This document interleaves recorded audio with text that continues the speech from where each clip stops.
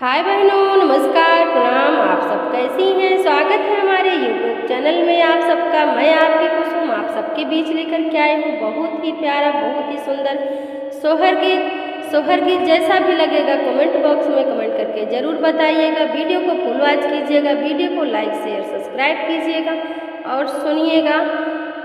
सभी बहनों से रिक्वेस्ट है, विनती है कि मेरा तबीयत खराब था, 2-3 दिन से मैं वीडियो नहीं बना पा रही थी और सभी से रिक्वेस्ट कर रही हूँ कि आप लोग हमारा फुल वॉच करके वीडियो देखिएगा, हमें भी आगे बढ़ाइएगा, हमारा भी सपोर्ट करिएगा।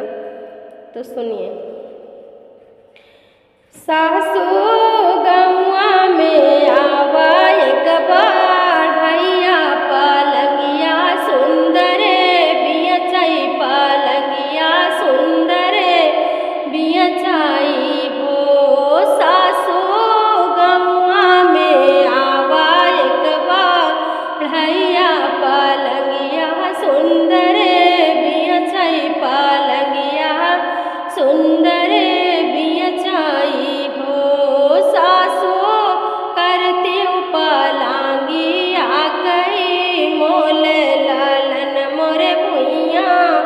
लोटाई लालन मोरे भुइया लोटाई हो।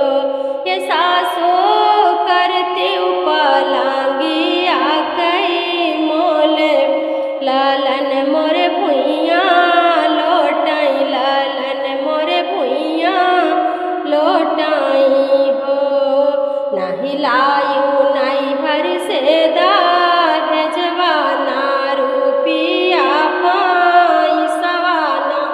रुपिया पैसवा हो। बहुअर जौरे पलंगिया कई साधन हर से लेउमा गाई नहीं हर से लेउमा गाई नहीं हो। ये बहुअर जौरे पलंगिया कई साधन नहीं हर से लेउमा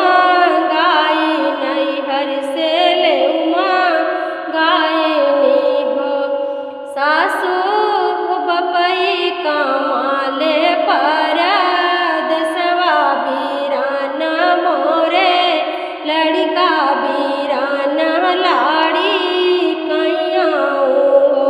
ये सासू बपई कमाले परद सवा बीरान लाड़ी कैया बीरान मोरे लड़का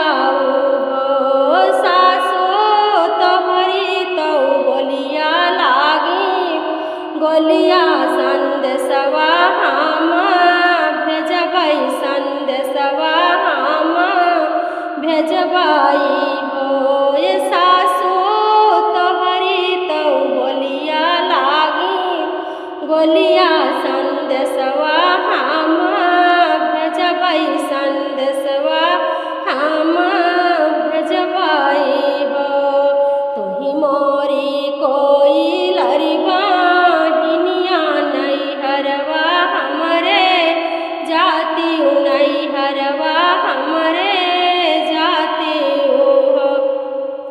ये कोई लरेज कहिया हमारा संदेशवा पलंगिया माई भिया जाई पलंगिया माई भिया जाई हो। ये कोई